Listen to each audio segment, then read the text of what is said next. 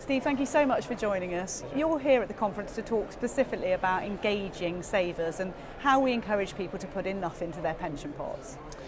One of the paradoxes of automatic enrolment is it starts with the inert. You're 22 and you're put into a pension. How do we transform the inert 22-year-old into the active, engaged 55, 60-year-old? Because in a world of pension freedoms, they've got a lot of choices to make. And I think getting people started, defaulting them to a good place is crucial, but then there's a journey of engagement we have to get people to go on.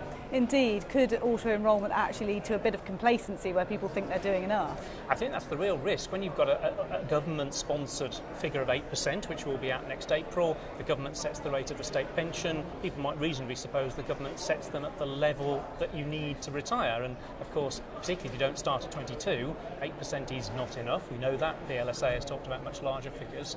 So the challenge, I think, is to get people, not to frighten them off, because too much pensions communication is shroud waving and you'll be eating cat food in your retirement, all that kind of stuff. That doesn't work.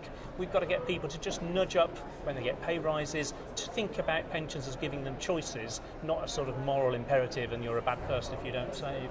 And something like this conference gives the industry the chance to collaborate and have those key conversations about how to do that. Well, these issues of engagement are common whether you're in DC or DB, whether you're a big master trust or a small company pension scheme.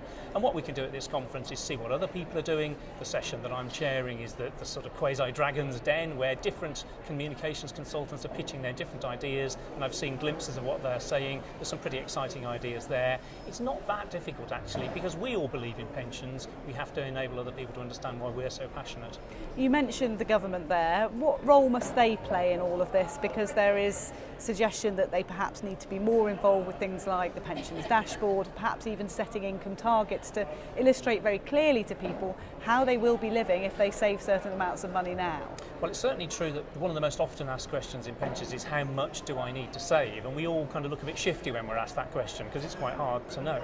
So certainly the PLSA's campaign for income targets and adequacy targets is a good thing. I think government needs to nudge the defaults up.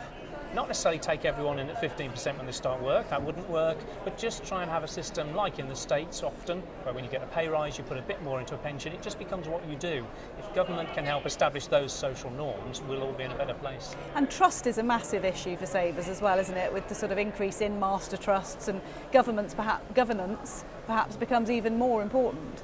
One of the problems with pensions is that you don't often see it in a headline without the word scandal or crisis attached. And really we need people to see that they're getting a tax benefit from the government, they're getting money from their employer that they just wouldn't get if they stuck it under a mattress or in a cash ISA.